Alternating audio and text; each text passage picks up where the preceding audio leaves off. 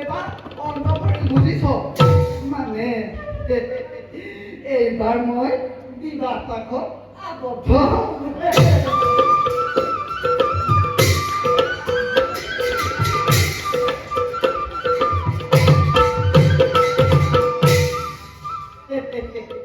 বিবাহ পাশত যেতিয়া আবদ্ধ হওঁ আৰু কি ধুনীয়া ধুনীয়াকৈ ল'ৰা ছোৱালী হ'ব কমেও মই চিন্তা কৰি থৈছোঁ 10টা বুজিছ 10টা ল'ৰা ছোৱালী হ'লে সিহঁতৰ নাতিপুতি হ'ব সিহঁতৰ নাতিপুতি হ'লে চোৱা হ'ব আমাৰে মইনা খুবই কি যে ভাল লাগিব আৰু কি যে ভাল লাগিবই হয় না কচোন হ'ব কিয় ক'লে কৰি আছো কিবা এটাতো কওঁ এনেকৈ হলাটো দিবি তেতিয়াহে মোৰ মনটো ভাল লাগে আৰু যিজনী হ'বলগীয়া আছে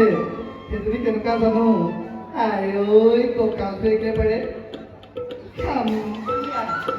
গালখন একেবাৰে গুলপীয়া আই তাই চকুৰে যিটো হাঁহে আই দেখিলেই মই একেবাৰে প্ৰেমতেই পাই এই নহয় ইমান দিন কথা যে ক'লোঁ কিন্তু এটা কথা মই যেতিয়া বিবাহ কৰিম বেলেগৰ কাৰো পিছত কেৱল তোৰ পিছতে উঠিম একদম এনেকৈ উঠিম যাম আৰু মানুহজনী কৰিম দেই হ'বনে এই কিবা এটা কওঁ এনেকৈ দিবি তেতিয়াহে মোৰ মনটো ভাল লাগে এতিয়া তোৰ কথাটো কৈছোঁ মোৰ ঐ ৰাজ্যৰ ইমান বছৰ মাজত ৰজা ৰামচন্দ্ৰ অষ্টমেধ যজ্ঞৰ বাবে কেৱল মুখে বাছনি কৰিছে এই কম ভাগ্যৰ কথা নে ভাগ্য নুফুলিলে কেনেকৈ হ'ব হয় না কচোন তোক লৈ মই কষ্ট কৰিছিলে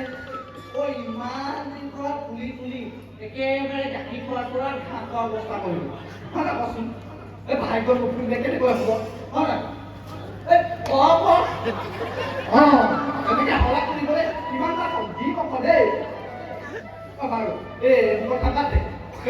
তোৰ লগত এতিয়া কথা পাতি থাকিলে মোৰ হাতৰ কথা দেখিলে তল পৰিব এতিয়া যাম ব'ল যাবিনে পিঠিত উঠিম নুঠিম সেইটো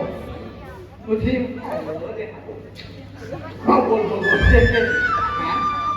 এনেকৈ যাওঁ বোলা ৰাম